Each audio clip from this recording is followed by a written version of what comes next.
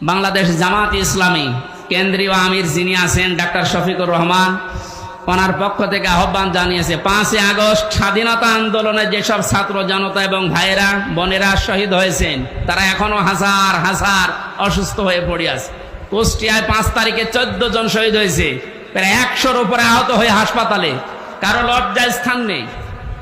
আমি গিয়েছিলাম হাসপাতালে দেখার জন্য, একজন আমাকে তার মা বলছে আমার ছেলের লজ্জার স্থান উড়ে চলে গেছে, এই জায়গায় গুলি ঠেকিয়ে মেরেছে, এই গোপালগঞ্জে বাড়ি, সাহেব আলী নাম দারোগা, এই জায়গায় ঠেকিয়ে বাচ্চাদেরকে মাথায় ঠেকিয়ে মেরেছে, একেবারে সরাসরি সাক্ষী আছে। এখন কুষ্টিয়ায় ঢুকতে পারে না, ওরে যদি পায় কুষ্টিয়াবাসী পিটিয়ে মেরে ফেলবে। একটা লোককে দেখতে গেলাম হাসপাতালে, সে বলছে আমার সামনে সাহেব আলী দারোগা আমার ছেলেকে একেবারে এই জায়গায় ঠেকিয়ে দিয়েছে, মারা গেছে। একটাই ছেলে ছিল, তার মা মারা গেছে এমনিতে আগে, লোকটা পাগলের মতো হয়ে গেছে। আমার যতটুকু সমর্থ ছিল শহীদদের বাড়িতে বাড়িতে গিয়ে এবং হাসপাতালে 2 মাস চলার মতো যা লাগে আমি দিয়েছি। এখন আরো যারা বিত্তবান আছে তাদের উচিত, কারণ তাদের জন্য আজ আমরা স্বাধীন হলাম, মুক্তভাবে নিজের মত প্রকাশ করতে পারছি, স্বাধীনভাবে বুক ফুলিয়ে কথা বলতে পারছি, ঘুরে বেড়াতে পারছি, এটা স্বাধীনতা না? কি অবস্থায় ছিলাম বলেন তো আপনি? বাংলাদেশে আমার বাড়ি এই পাশের জেলায়, অথচ এই জেলা আমার ঢোকা নিষেধ। বিয়ে খেতে এসেছিলাম, তারপরও আসতে দেন।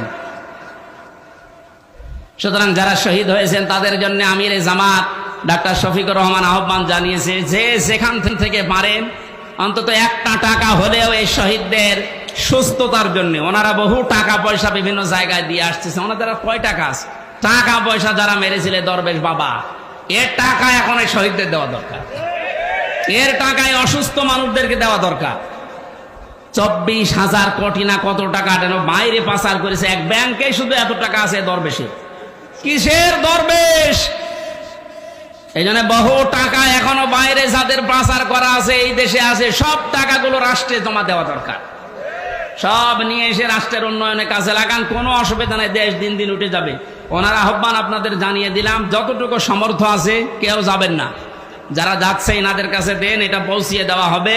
ওনারা তো বিভিন্ন জেলায় এখন যাচ্ছে প্রত্যেক দিন। শহীদ আবু সাইদের বাড়িতে আমির জামাত 6 লক্ষ টাকা দিয়ে তার বাড়ি পর্যন্ত বানিয়ে দিয়েছে। মুগ্ধর বাড়িতে গিয়েছে, আবু রায়হানের বাড়ি ঠাকুরগাঁও, তার বাড়িতে গিয়েছে। এক মহিলা হিন্দু মারা গেছে বোনটা, তার বাড়িতে গিয়েছে। প্রত্যেকের বাড়িতে যাচ্ছে। আমি গরিব মানুষ, আমি যতটুকু পেরেছিলাম 3 বছরে জেলে আমার একদম শেষ করে দিয়েছে। আমি এখন পঙ্গু অবস্থায় আছি, এরপরও আমার যতটুকু সমর্থ আমি চেষ্টা চালাচ্ছি এবং চালাবো।